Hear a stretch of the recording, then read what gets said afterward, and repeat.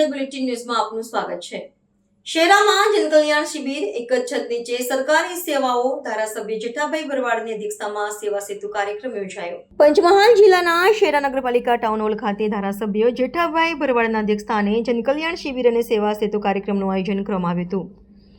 સરકારની વિવિધ લોકાભિમુખ અને જનકલ્યાણકારી યોજનાઓનો લાભ સમાજના છેવાડાના નાગરિક સુધી સરળતાથી પહોંચે તે હેતુથી આ કાર્યક્રમ યોજાયો હતો। વડાપ્રધાન નરેન્દ્ર મોદીના નેતૃત્વ હેઠળ કેન્દ્ર સરકારના સફળ 12 વર્ષ પૂર્ણ થવાના અવસરે આયોજિત કાર્યક્રમમાં ધારાસભ્ય જેઠાભાઈ ભરવાડે ઉપસ્થિત નાગરિકોને સંબોધતા આયુષ્માન ભારતમાં પ્રધાનમંત્રી આવાસ યોજના, ઉજ્જવલા યોજના સહિતની વિવિધ યોજનાઓ અંગે માહિતી આપી વધુમાં વધુ લાભ લેવા અપીલ કરી હતી। સેવા સેતુ કાર્યક્રમ અંતર્ગત નાગરિકોને એક જ સ્થળે વિવિધ સરકારી સેવાઓ મળી રહે તે માટે અલગ અલગ વિભાગોના સ્ટોલ ઊભા કરવામાં આવ્યા હતા।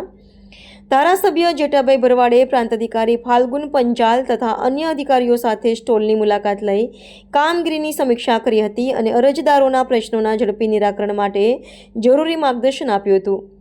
કાર્યક્રમમાં સ્થાનિક આગેવાનો, નગરપાલિકાના સભ્યો, સરકારી અધિકારીઓ તેમજ મોટી સંખ્યામાં લાભાર્થીઓ અને નાગરિકો ઉપસ્થિત રહ્યા હતા। આજરોજ શહેરા તાલુકા નગરપાલિકાના તમામ કાર્યકર્તાઓ સાથે માનનીય મોદી સાહેબ આ દેશના વડાપ્રધાન તરીકે વધારેમાં વધારે રેકોર્ડ બ્રેક કર્યો હોય તેના અનુસંધાનમાં આજરોજ નગરપાલિકા હોલમાં મિટિંગ રાખવામાં આવેલી। એ મિટિંગની અંદર મોદી સાહેબને 12 વર્ષ પૂરા થયા છે। 12 વર્ષથી વધારે દિવસો થઈ જવાના કારણે પ્રથમ દેશના વડાપ્રધાન તરીકે પહેલો રેકોર્ડ સ્થાપ્યો છે।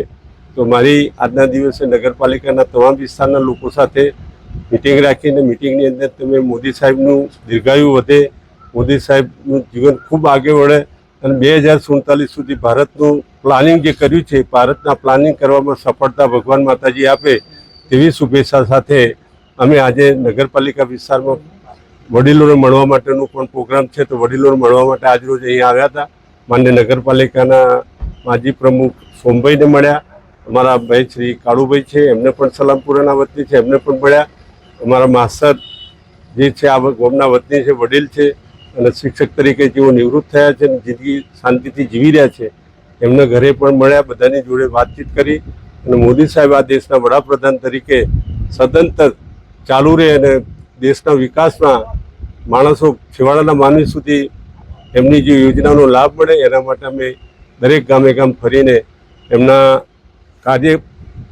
પ્રધાનમંત્રી કાર્યકાળ દરમિયાન જે કંઈ કામો થયા છે એની માહિતી આપીએ। જય હિન્દ, જય ખોડિયાર, ભારત માતા કી જય, વંદે માતરમ।